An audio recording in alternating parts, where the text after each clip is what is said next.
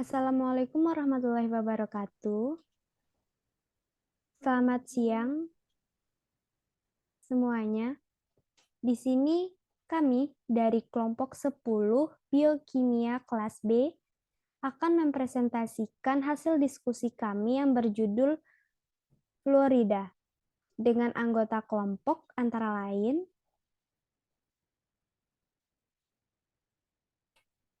ada saya sendiri sebagai moderator Cut Mutia dengan NIM 12, ada Sofia Elisa Aprianti dengan NIM 36, dan ada Prima Septiana dengan NIM 58. Baiklah, memasuki step pembacaan materi. Pertama, ada fluorida. Fluorida adalah mineral yang secara alami ditemukan dalam air, buatan, tumbuhan, dan tanah. Mineral yang kerap disebut dengan fluor ini juga terdapat pada jenis makanan, suplemen untuk diet, hingga menjadi zat tambahan untuk air minum. Fluorida atau dikenal dengan fluorin merupakan zat yang bersifat sangat elektromagnetik. Fluorida tidak pernah terdapat dalam keadaan bebas di alam, tetapi hanya ada dalam bentuk kombinasi dengan elemen lain sebagai garam fluorida seperti kalsium fluorida atau CaF2, fluorida aptite, ada sodium monofluorida fosfat, ada kriolit, dan lain-lain sebagainya. Fluorida yang berkaitan dengan kation monovalen, misalnya ada NaF, AgF, dan Kf, yang bersifat mudah larut. Sedangkan fluorida yang berkaitan dengan kation divalen, misalnya ada CaF2, dan ada PbF2 yang bersifat tidak larut dalam air. Selanjutnya,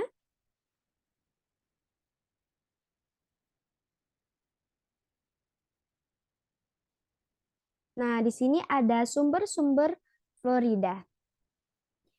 Pertama ada kandungan fluorida, ada lithosfer. Kandungan fluorida dalam tanah yang terkandung dari kedalaman tanah tersebut. Di daerah pegunungan yang sangat tinggi, kandungan fluorida di dalam tanah biasanya itu rendah sekitar 10. Lalu ada yang kedua, ada fluorida di dalam air. Fluorida di dalam air berbeda-beda tergantung dari keadaan hidrogelisis daerahnya. Kandungan fluorida di dalam air larut sekitar 1,2 sampai 1,4 mili per liter. Di dalam air tanah, konsentrasi mencapai lebih dari 57 ml. Dan di atas permukaan air, konsentrasi kurang dari 0,1. Lalu ada yang ketiga, fluorida di udara. Polusi fluorida di udara dapat disebabkan oleh proses industri pertambangan, pembakaran batu bara, serta pupuk dan pestisida yang tidak disertai perlindungan. Pertambangan dan industri adalah sumber utama polusi fluorida di udara. Lalu, yang keempat ada fluorida di dalam makanan dan minuman. Kandungan fluorida di dalam makanan dan minuman yang berasal dari tumbuh-tumbuhan tergantung pada konsentrasi fluorida di dalam air tanah, tempat tumbuh-tumbuhan tersebut ditanam. Selain itu, kandungan fluorida di dalam air digunakan untuk mengolah makanan dan minuman, juga ikut mempengaruhi kadar fluorida di dalam makanan dan minuman tersebut. Selanjutnya,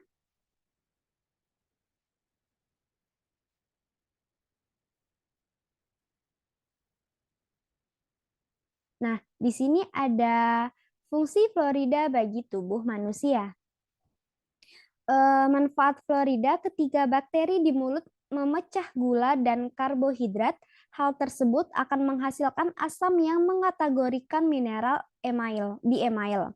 Hilangnya fluorida ini disebut demineralisasi. Enamel gigi yang melemah membuat gigi rentan terhadap bakteri yang menyebab gigi berlubang. Mineral ini bermanfaat bagi gigi karena membantu membangun kembali remineralisasi enamel gigi yang lemah,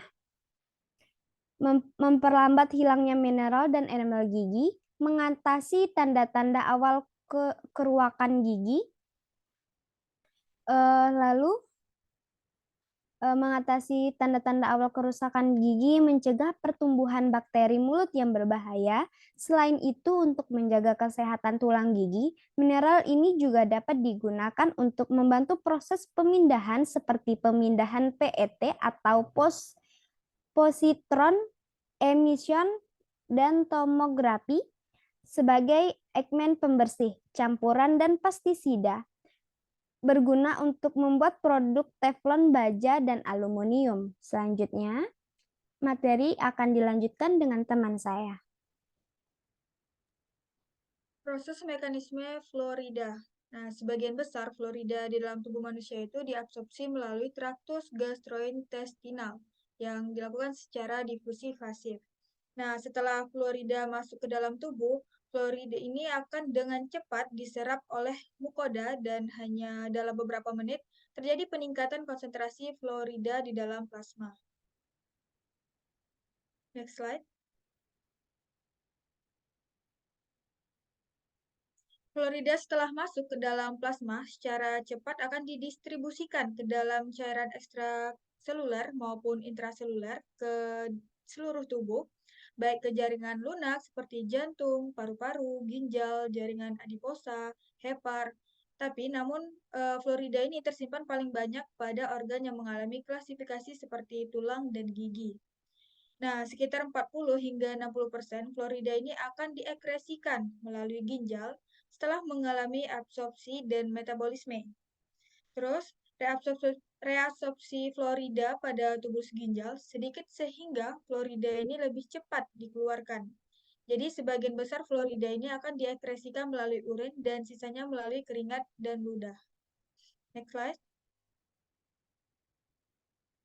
Berikutnya yaitu mekanisme fluorida. Nah, mekanisme fluor ini dalam fungsi mencegah dan mengurangi karies pada gigi melalui 3 aksi, yaitu yang pertama, meningkatkan proses remineralisasi, yang kedua, mengurangi demineralisasi, dan yang ketiga yaitu menghambat glikolosis dan mengurangi produksi asam bakteri karies.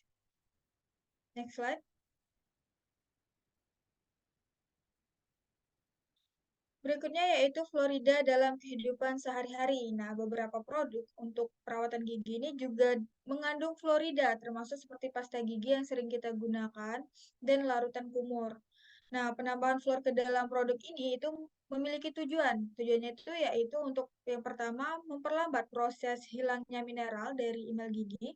Yang kedua yaitu remineralisasi atau membentuk kembali email gigi yang melemah. Yang ketiga yaitu mencegah gigi berlubang dan mengatasi tanda-tanda awalnya. Dan yang terakhir yaitu mencegah pertumbuhan bakteri jahat pada mulut dan gigi.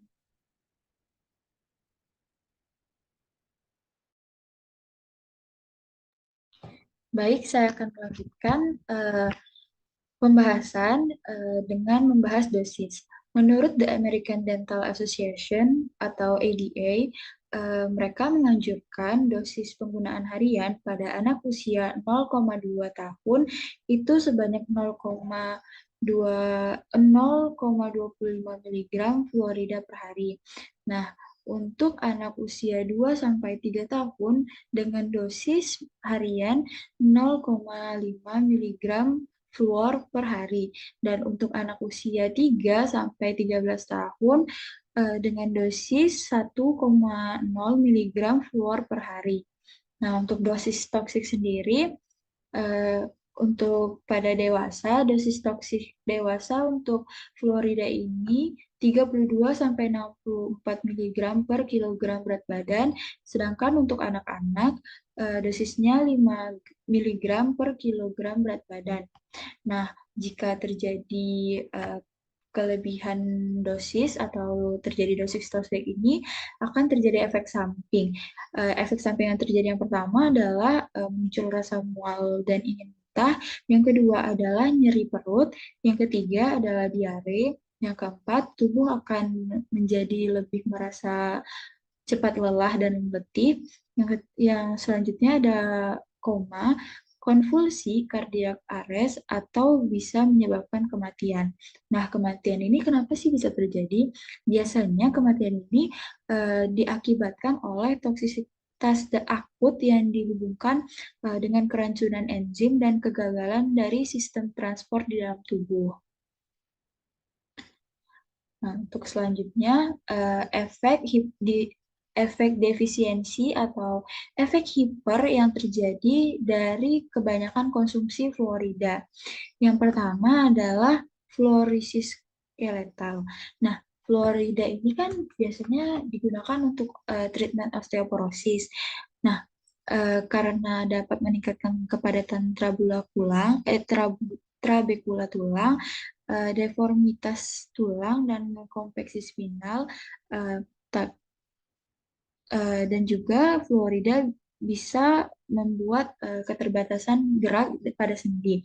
Namun, hal itu dalam jangka panjang dapat menyebabkan defisiensi dari kalsium dan juga dapat mengganggu stimulan pertumbuhan tulang di dalam tubuh. Nah, oleh karena itu, penggunaan fluorida dalam jangka panjang ini harus dikombinasikan juga dengan pemberian kalsium atau terkadang juga vitamin D untuk mencegah terjadinya defisiensi tersebut. Nah, yang kedua adalah bisa terjadi fluorisis gigi. Fluorida yang terdapat pada saliva maupun menempel pada plak gigi ini biasanya dapat menghambat proses demineralisasi dan juga dapat mempromotori proses dari remineralisasi pada permukaan gigi. Nah, sehingga untuk dari plak gigi ini dapat berubah menjadi karies gigi. Fluoridosis gigi ini biasanya lebih sering terjadi pada anak-anak dengan usia 6-8 tahun. Biasanya fluoris gigi ini ditandai dengan terjadinya hipoplasia atau hipomineralisasi pada enamel dan dentin gigi. Fluoridosis ringan biasanya ditandai dengan munculnya bercak putih kecil pada enamel gigi. Sedangkan pada kasus fluoris yang parah, bercak-bercak putih dari gigi ini hampir meluas di seluruh permukaan gigi. Yang ketiga adalah fluorisis non-skeletal. Nah, selain fluorisis skeletal, fluorida juga dapat menyerang dari jaringan lunak seperti contohnya otak, otot, hepar, ginjal, testis, ovum, dan lain sebagainya. Fluorida ini akan berdifusi ke dalam membran sel, lalu masuk ke dalam jaringan lunak, di mana hal itu dapat menyebabkan kerusakan pada jaringan lunak tersebut.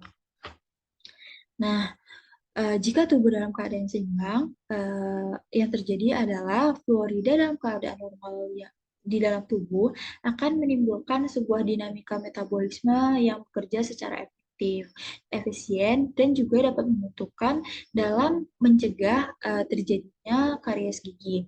Akan tetapi, dalam fakta-fakta yang terjadi di lapangan menunjukkan ada ketidaksinkronan dalam pemberian fluor. Hal ini terjadi jika jumlah asupan fluor yang masuk ke dalam tubuh ini tidak terkendali atau berlebihan sehingga menyebabkan terjadinya fluorisis maupun penyimpangan lainnya.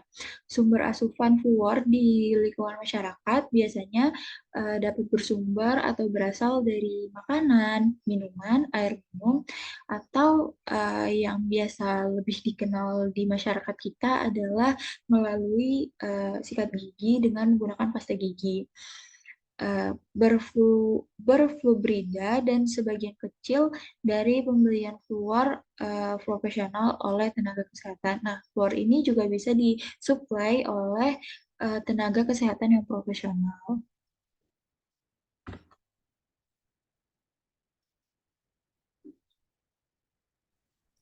Baiklah, mungkin sekian dari pembacaan materi dan diskusi hasil dari materi dari kelompok 10. Semoga bermanfaat. Saya akhiri. Wassalamualaikum warahmatullahi wabarakatuh. Waalaikumsalam warahmatullahi wabarakatuh.